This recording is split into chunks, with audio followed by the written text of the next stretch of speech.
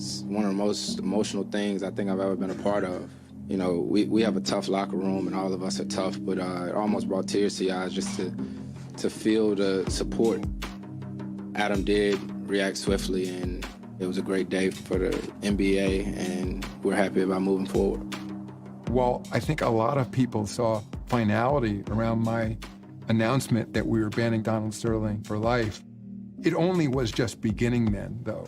As you know, Donald Sterling is still the owner of the Los Angeles Clippers, even though the commissioner, Adam Silver, has vowed to do everything in his power to force Sterling to sell. The question, what is going to happen?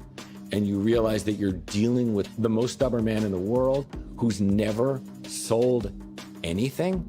He's not going to give up, and he has no shame.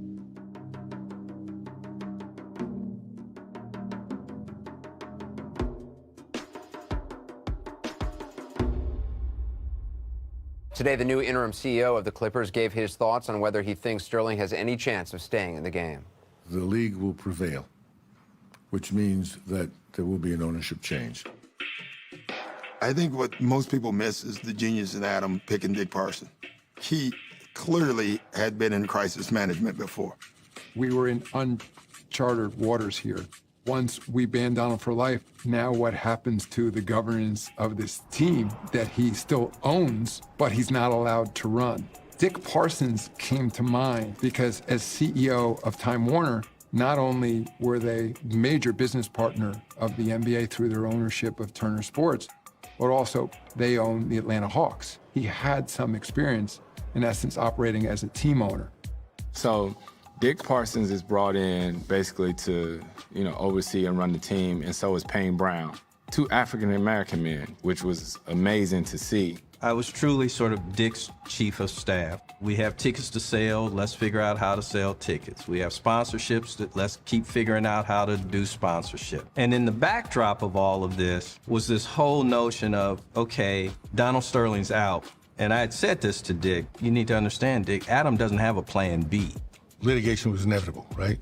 When Adam did what he did, they had good arguments, good legal arguments, but that a court wouldn't subsequently say, well, you couldn't have done this or you didn't have the right to do that was a possibility.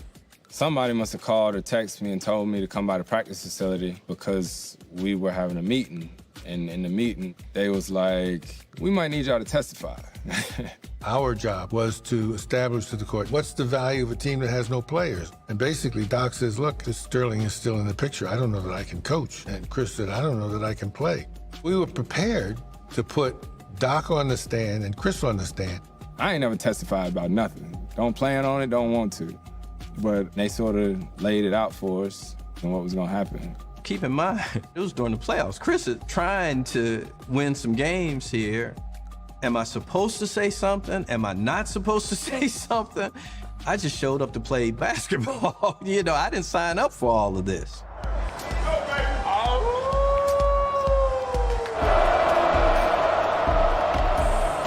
The Clippers see the Oklahoma City Thunder in the next round, another team that's like on the ascent with Kevin Durant and Russell Westbrook, another place where the crowd is very loud.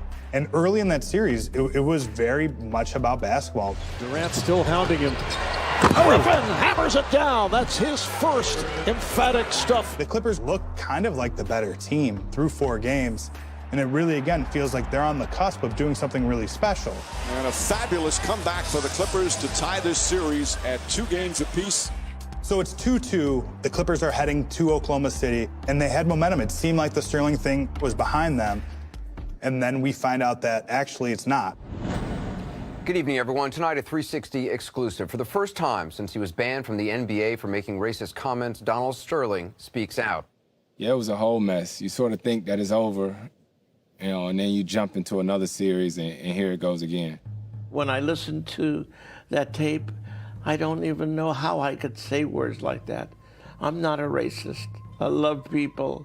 I always have. I made a terrible, terrible mistake. And I'm here with you today to apologize and to ask for forgiveness. Like, what is this? Like, what is he saying? Like, how can you try to refute any of this? I was stupid. How could a girl care for a man 51 years old? she didn't, she wouldn't have released those tapes. The unawareness of actual human response is so telling. I want to apologize to everyone. The crocodile tears, it was so gross. For a lot of people, though, these comments that were caught on tape do echo other charges that have been made in the past, as you know, by Elgin Baylor in other lawsuits. No. But then when you dig a tiny bit deeper, the truth comes out. Well, Elgin Baylor made a claim that you had a plantation mentality, and then now in this thing, you're saying you feed these guys. I think you have more of a plantation mentality than I do. You know what? And I think you're more of a racist than I am. How because so? I'm not a racist, and I've never been a racist. I'll never be a racist. Some people probably thought, like, okay, like, let's see how he apologizes. And he was like, he just doubled down. He went back at Magic and like came at him about HIV. Excuse me? Which is like, he's just like, I don't, go on. What has he done? Can you tell me? Big Magic Johnson, what has he done?